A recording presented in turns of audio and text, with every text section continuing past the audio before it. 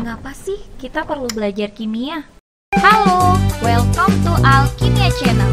Jangan lupa subscribe dan klik loncengnya ya guys. Ketika mendengar nama kimia, pasti sudah terbayang rumus-rumus yang sulit, perhitungan, dan bahan berbahaya lainnya. Pokoknya bakal bikin ilfil deh sama pelajaran yang satu ini. Banyak yang beranggapan bahwa kimia itu identik dengan bahan beracun, obat-obatan, bahkan bom. Mengapa seperti itu? Karena mereka belum paham dengan kimia. Tetapi ternyata kimia merupakan pelajaran yang sangat menyenangkan dan aplikasinya juga kita bisa rasakan dalam kehidupan sehari-hari loh. Kalian mau tahu nggak contohnya? Apakah kalian tahu udara yang kita hirup mengandung O2 dan yang kita hembuskan mengandung CO2? Air adalah zat kimia yang selalu kita gunakan dalam kehidupan sehari-hari. Rumus kimianya adalah H2O yang terbentuk dari atom hidrogen dan atom oksigen yang berikatan secara kovalen membentuk H2O. Garam dapur yang biasanya kita gunakan untuk memasak.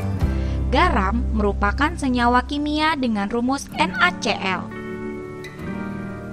Sabun yang biasa digunakan untuk mandi juga merupakan senyawa kimia yang mengandung basa, yaitu NaOH. Kemudian ada bensin. Bensin merupakan senyawa kimia yang mengandung hidrokarbon. Dan alat kosmetik juga loh, semua prosesnya menggunakan bahan kimia. Ilmu kimia dilahirkan oleh ilmuwan muslim bangsa Arab pada abad ke-8.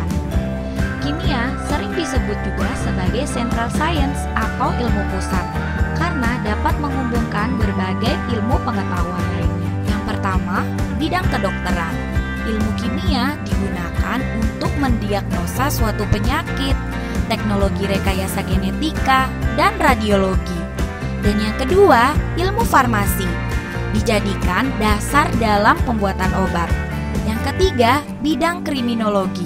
Ternyata ilmu kimia dijadikan untuk proses visum, pemeriksaan urin, dan sebagainya. Pada bidang pertanian, kimia berfungsi sebagai dasar pembuatan pupuk, pestisida, dan pemulihan tanaman. Pada bidang biologi, ternyata kimia berperan juga loh. Contohnya untuk mempelajari reaksi-reaksi kimia dalam tubuh makhluk hidup. Dan ternyata untuk menentukan keaslian suatu lukisan dibutuhkan juga ilmu kimia. Peran kimia pada bidang arkeologi adalah untuk menentukan umur fosil melalui perubahan inti radioaktif. Cabang-cabang ilmu kimia. Yang pertama, kimia analitik. Yang kedua, kimia organik. Yang ketiga, kimia anorganik. Yang keempat, biokimia. Yang kelima, kimia fisika. Yang keenam, kimia lingkungan. Yang ketujuh, termokimia. Kedelapan, kimia nuklir. Dan yang kesembilan adalah elektrokimia. Manfaat mempelajari kimia: memahami alam beserta prosesnya. Contohnya, saat bernapas, oksigen akan masuk ke dalam tubuh.